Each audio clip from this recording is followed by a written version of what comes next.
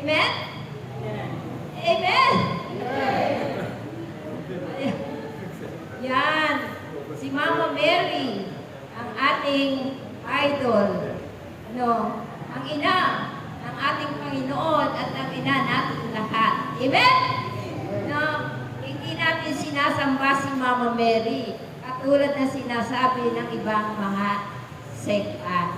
Pero, minamahal natin at iginagalang si Mama Mary dahil siya ang ina ng ating Panginoon at ina natin lahat. Amen?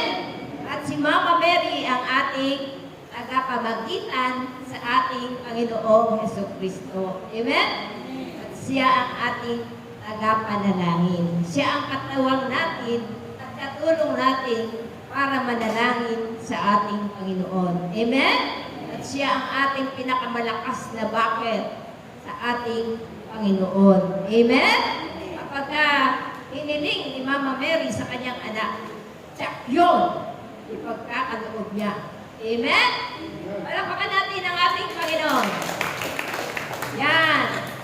Gusto niyo pa makinig? Gusto niyo pa?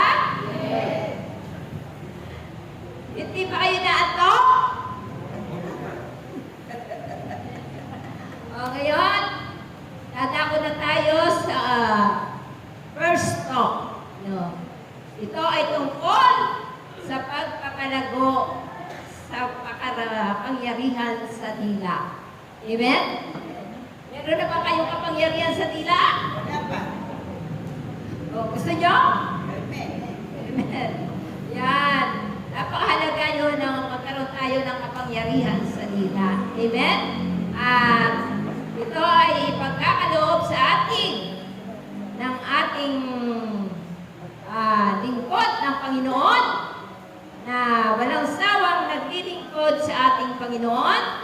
Napakaraming biyaya at mga karunungang ipinagkaloob sa Kanya ng ating Panginoon.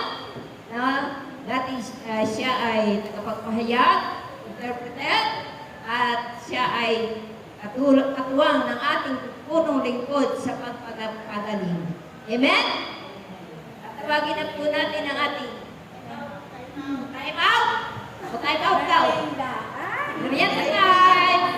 Yan ang pinakamaganda.